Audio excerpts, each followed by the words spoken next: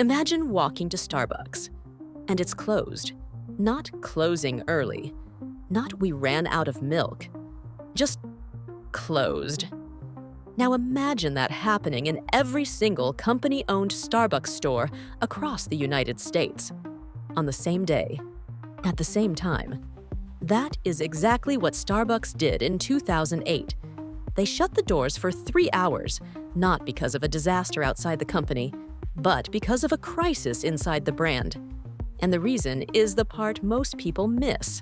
Starbucks didn't nearly lose its empire because people stopped liking coffee. It nearly lost it because it forgot what made Starbucks feel like Starbucks. So let's talk about the day they shut everything down and why it became the beginning of a comeback. Starbucks began in Seattle in 1971, and in the early days, it wasn't the latte lifestyle company we know now. It was a small shop focused on coffee beans and coffee equipment. Simple, serious, almost niche. Then Howard Schultz entered the picture. He saw the company as more than a product. He saw it as culture. After being inspired by Italian coffee bars, he pushed the idea that Starbucks could become something larger than coffee, a ritual, a routine, a place people returned to even when they didn't need to. He called it the third place, not home, not work. A third space where you could sit, breathe, feel a little calmer, maybe feel a little seen. And for a long time, it worked beautifully. The smell of coffee, the barista writing your name, the quiet background noise, the idea that you could be alone, but not lonely. Starbucks didn't just sell caffeine. It sold an experience that felt premium, consistent, and personal. Then the company grew. And I mean, it grew fast.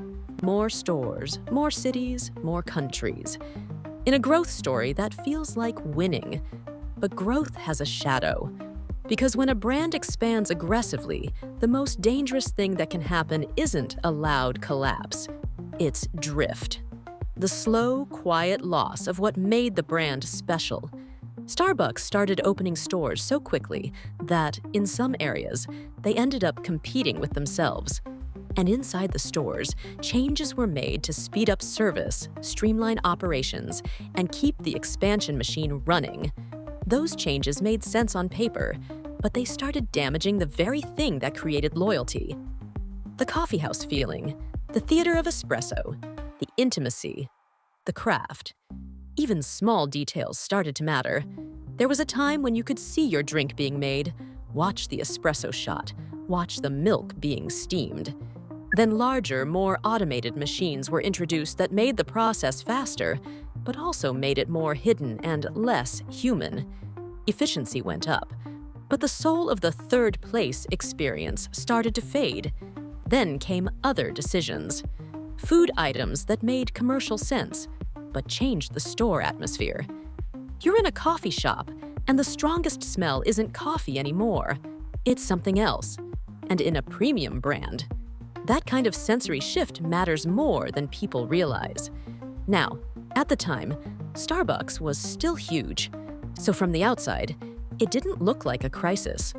But the cracks were forming, and by 2007, the financial signals were starting to catch up with the emotional reality. The stock price dropped sharply during that period. Same-store sales began to slow, and for the first time, customers weren't just paying attention to Starbucks, they were questioning it. Because competitors were getting smarter. McDonald's pushed harder into espresso-based drinks. Dunkin' leaned into speed and value. And suddenly, Starbucks wasn't just competing with niche coffee shops. It was competing with giants that knew how to win on price and convenience. That is the problem with a premium brand that loses its premium feeling. If the experience becomes ordinary, people start asking why they're paying premium prices. And then, one moment from inside Starbucks became famous.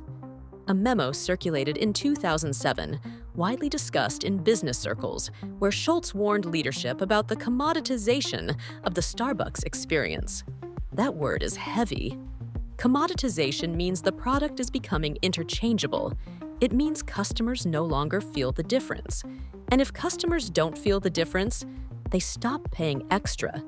This is where many brands die, not because they're hated, because they become forgettable. By early 2008, the board made a major move. Howard Schultz returned as CEO. And when he came back, he didn't blame everything on the economy. He saw it as a self-inflicted wound. A company that had expanded so aggressively, it had diluted the very thing that built loyalty. So he did something symbolic and strategic. He shut down the stores. On February 26, 2008, Starbucks closed its company-owned U.S. stores for about 3 hours to retrain baristas on espresso. From the outside, it looked insane. Customers were confused. Wall Street questioned it. Competitors took advantage of the moment to try to pull customers away. And yes, it likely cost Starbucks millions in lost sales for that afternoon. But here's the real point. Schultz wasn't only trying to teach baristas how to make a better latte. He was trying to reteach the company what it was supposed to be. Because when culture breaks inside a company, you can't fix it with a press release. You fix it with a reset. And closing the stores was a public reset. A loud message that said, we're going back to basics. We're rebuilding the craft. We're choosing the core identity over short-term revenue. It was also a message to baristas. You're not just a worker in a fast-moving chain. You are the face of the brand. You are the experience. Now, this is the part that's easy to misunderstand. That 3-hour closure did not save Starbucks by itself. It was the opening act. What saved Starbucks was what came next. Because it's one thing to do a symbolic reset.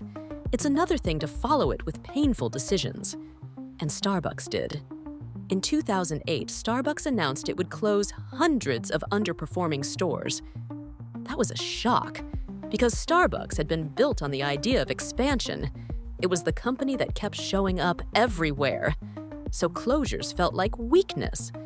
But it wasn't weakness, it was discipline. It was the company finally saying, we grew too far, too fast, and now we're going to cut back to protect the brand.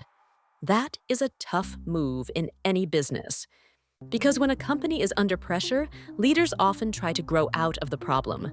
More stores, more products, more noise. Starbucks did the opposite. It shrank to rebuild strength.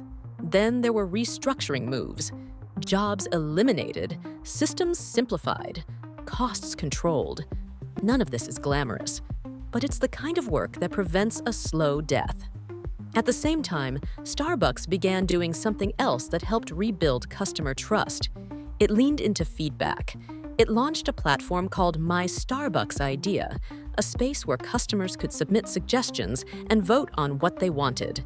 That mattered because it shifted the relationship. Customers didn't just feel like buyers, they felt heard. And when a brand is trying to recover trust, feeling heard is powerful. Now, Starbucks didn't magically become perfect overnight, but it started moving back toward what made it special: quality, consistency, experience. And later, the company leaned into tools that made loyalty stronger without destroying the third place feeling.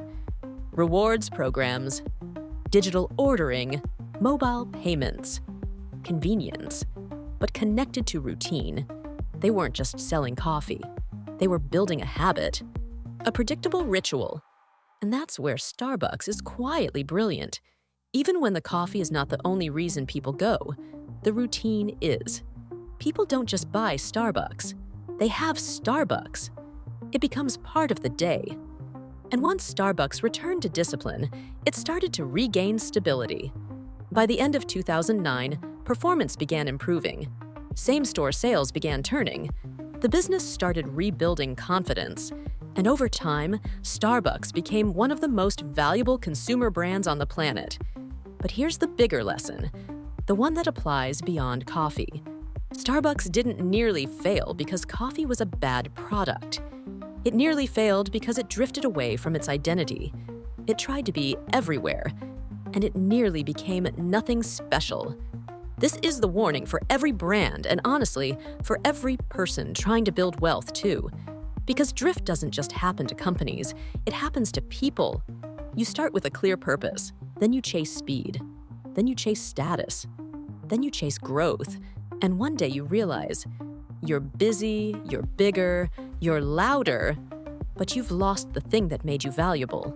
Starbucks hit that moment in public, and the reason the 2008 shutdown matters is because it was a visible moment of discipline, a moment where the company chose to pause, to retrain, to cut back, to rebuild, to protect what mattered. So here's the question I want to leave you with.